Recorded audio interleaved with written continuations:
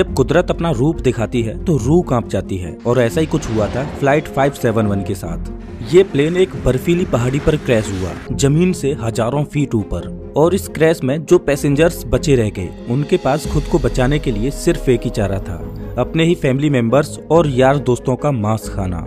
Flight 571 की कहानी, चाहे इसे आप दुनिया का सबसे बड़ा चमत्कार कहो या मानव इतिहास की सबसे बड़ी क्रूरता, लेकिन इस कहानी को सुनकर आपकी रूह कांप जाएगी।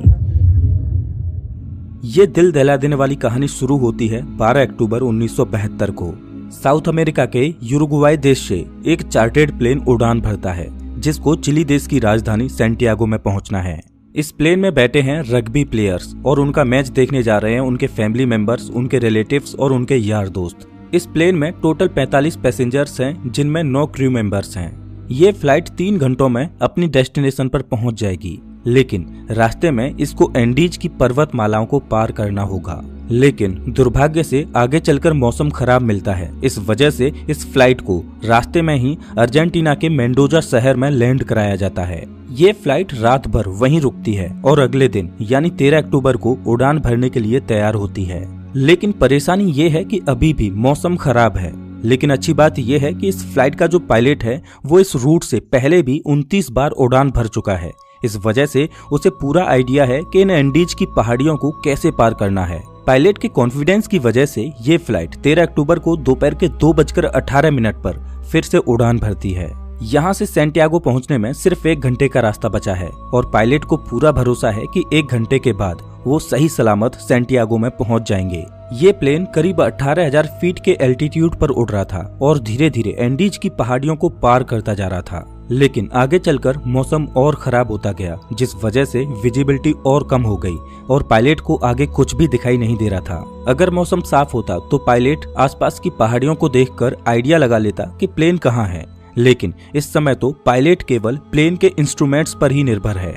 अब क्योंकि पायलट को पता था कि वो 1 घंटे में सैंटियागो पहुंच जाएंगे, इसीलिए वो अपनी लोकेशन का रफ आकलन करता रहा और 1 घंटे के बाद जब उसे लगा कि उसने एंडीज की पहाड़ियों को पार कर लिया है तो उसने सैंटियागो एयरपोर्ट पर एटीसी से प्लेन को लैंड कराने की अनुमति मांगी। एटीसी ने पूछा कि क्या आपने एंडीज की पहाड़ियों को पार कर लिया है? तो पायलट ने कहा कि हाँ, उन्होंने एंडीज की पहाड़ियों को पार कर लिया है। एटीसी भी पायलट द्वारा दी गई लोकेशन पर ही निर्भर थी, तो एटीसी ने प्लेन को लैंड कराने की परमिशन दे दी और पायलट से कहा कि आप प्लेन को 11,500 फीट के एल्टीट्यूड पर ले आओ।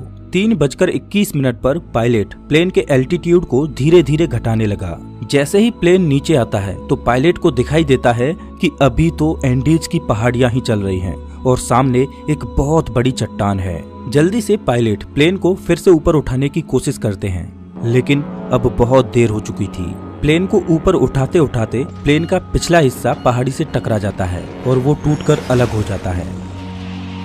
प्लेन का पिछला हिस्सा खत्म होने की वजह से पीछे की जो सीटें थीं वो यात्रियों सहित हवा में उड़ जाती हैं और 3 पैसेंजर्स हवा में ही उड़कर खत्म हो जाते हैं। इस टकराव में प्लेन का राइट विंग भी टूट चुका था, जिस वजह से प्लेन डिसबैलेंस हो जाता है, जिस वजह से उसकी दूसरी विंग भी पहाड़ी से टकराती है और वो भी टूट जाती है।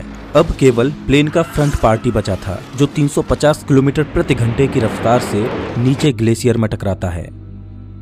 प्लेन पूरी तरह से तहस नहस हो जाता है। प्लेन के पायलट तुरंत मारे जाते हैं। 45 में से 12 लोग इस घटना में मारे जा चुके हैं और 33 लोग अभी भी जिंदा हैं, लेकिन इनमें से ज्यादातर बहुत जख्मी हालत में हैं और उन्हें ये भी नहीं पता कि इस समय वो कहां पर हैं। ये क्रैश हुआ प्लेन जमीन से 3,570 मीटर की ऊंचाई पर एंडीज की किसी अनजान पहाड़ी पर बिखरा पड़ा है। क्या वो इस पहाड़ी से बचकर निकल पाएंगे या नहीं, ये कोई नहीं जानता।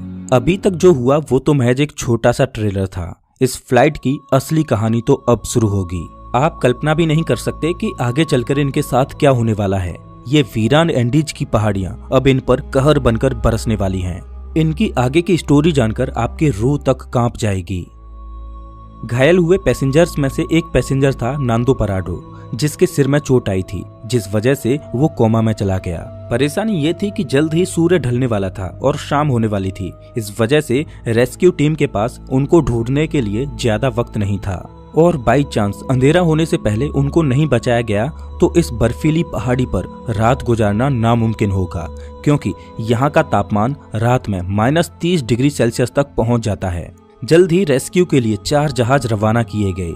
इन चारों जहाजों ने एंडीज की पहाड़ियों को खंगाल डाला, लेकिन इन्हें कहीं भी कुछ भी नहीं मिला, क्योंकि प्लेन ऐसी जगह पर क्रैश हुआ था जहां पर सफेद बर्फ और घना कोहरा था और प्लेन भी सफेद रंग का ही था। इस वजह से ऊपर से देखने पर रेस्क्यू टीम को क्रैश साइट का अंदाजा ही नहीं हो पा रहा था। देखते ही देखते रात हो गई और उस दिन रात भर के लिए रेस्क्यू ऑपरेशन को स्थगित कर दिया गया।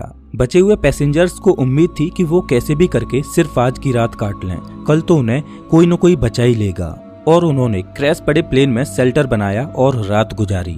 ये रात इनके लिए बहुत भयानक थी, क्योंकि आज की रात इन्हें -30 डिग्री सेल्सियस में गुजारनी है। लेकिन इनके पास एक उम्मीद है कि कल इन्हें कोई न कोई ढूंढ लेगा और बचा लेगा। इस उम्मीद में ये इस रात को कैसे भी करके काट लेते हैं। लेकिन 5 लोग इस रात को नहीं झेल पाते और अब जिंदा बचे हुए लोगों की संख्या 33 से घटकर 28 रह जाती है। अगले दिन की सुबह 14 अक्टूबर को सर्च ऑपरेशन फिर से चालू किया जाता है और 11 जहाज इन्हें ढूंढने के लिए उड़ान भरते हैं। लेकिन परेशानी वही थी कि क्रैश हुआ प्लेन सफेद रंग की वजह से बर्फीली पहाड़ियों में नजर ही नहीं आ रहा था। बचाव दल के जहाज सर्वाइवर्स के ऊपर से उड़कर जा रहे थे, लेकिन उन्हें वो नीचे नजर ही नहीं आ रहे थे।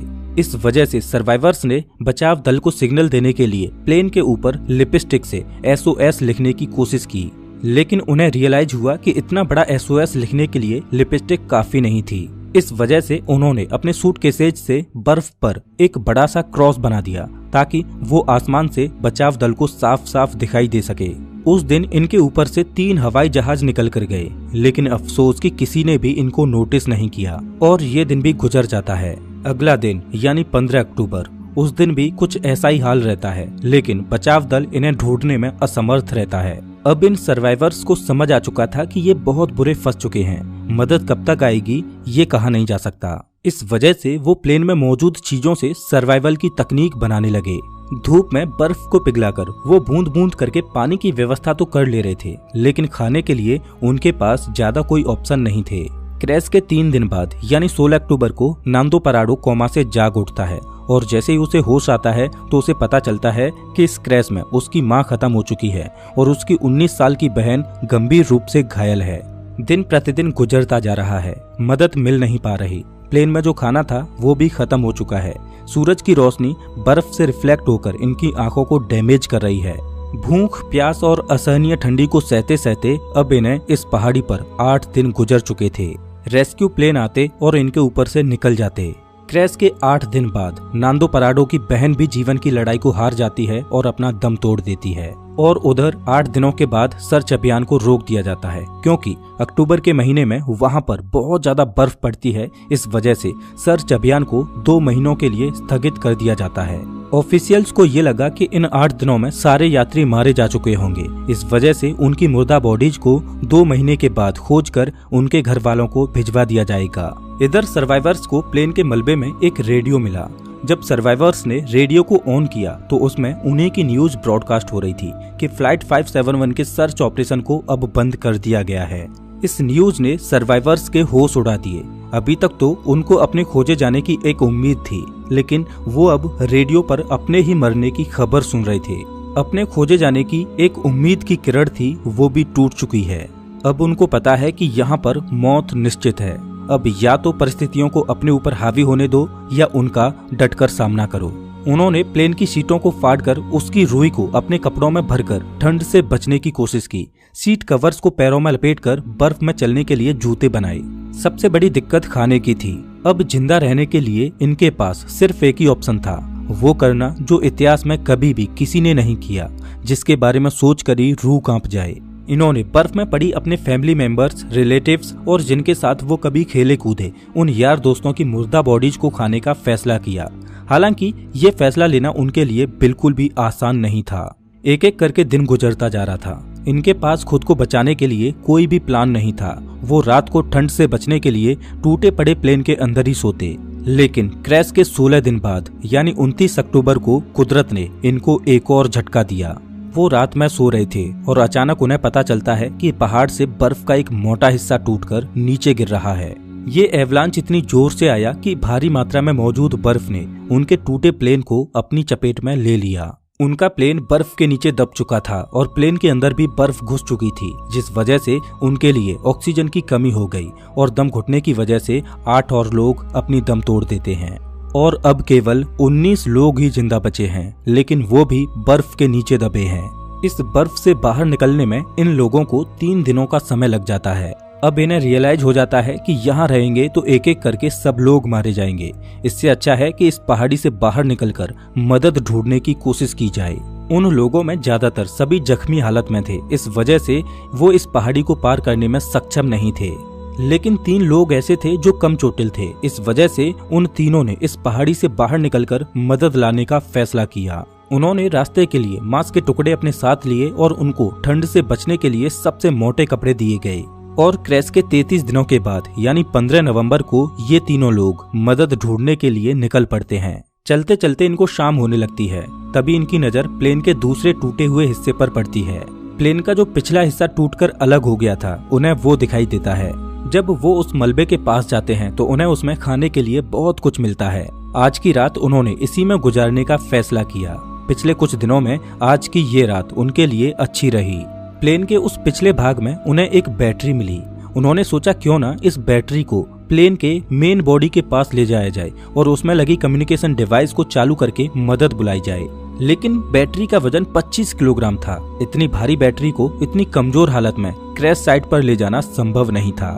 फिर उन्होंने सोचा कि प्लेन की मेन बॉडी से उस कम्युनिकेशन डिवाइस को ही निकाल कर इस बैटरी के पास लाया जाए और उसे चालू किया जाए, जिसकी मदद से वो बचाव दल को बुला सकें। कुछ दिनों तक इन्होंने इसे चालू करने की कोशिश की, लेकिन इन्हें सफलता नहीं मिली और क्रैश के 59 दिनों बाद यानी 11 दिसंबर को एक और एवलांच आता है, जिसमें 3 और सर्वाइवर्स मारे जाते हैं, जिसके बाद जिंदा बचे लोगों की संख्या केवल 16 रह जाती है।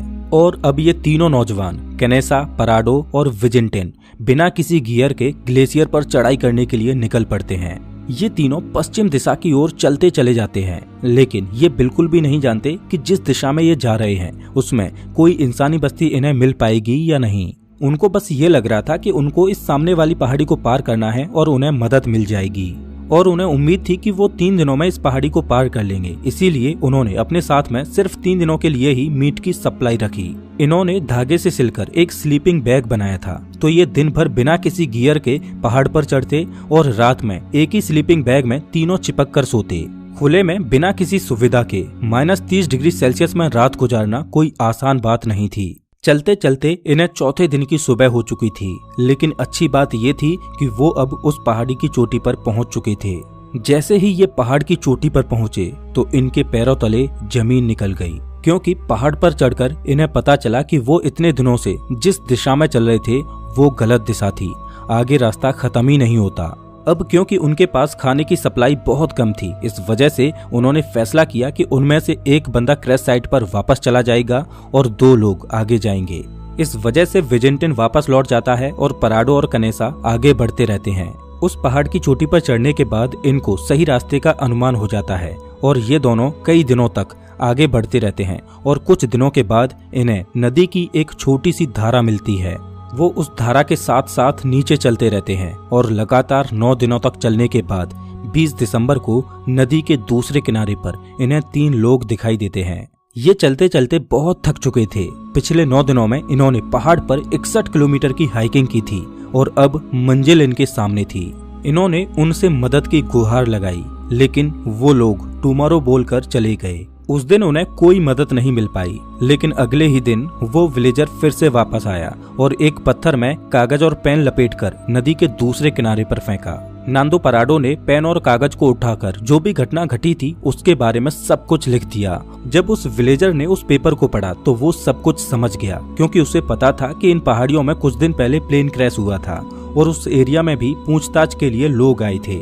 लेकिन वो हैरान था कि ये लोग अभी तक जिंदा कैसे बचे हैं। वो विलेजर जल्द से जल्द शहर गया और आर्मी कमांड के साथ इस इन्फॉर्मेशन को साझा किया और जल्द ही चिली की एयरफोर्स इन्हें रेस्क्यू करने के लिए पहुंचती है। आर्मी ऑफिसर्स पराडो और कनेसा को हेलीकॉप्टर में बिठाकर क्रैश साइट पर पहुंचते हैं और 22 दिसंबर 1972 को क्रैश के 70 दिनों के बाद बचे हुए सर्वाइवर्स को रेस्क्यू किया जाता है। इन लोगों की हालत बहुत ज्यादा खराब थी। इस क्रैश के बाद टोटल 16 लोग ही सर्वाइव कर पाते हैं। इनकी ये कहानी सच में दिल दहला देने वाली कहानी थी। लेकिन इससे भी खतरनाक सर्वाइवल की कहानी है एक ऐसे व्यक्ति की जो 438 दिनों तक गहरे समुद्र में फंसा रहा।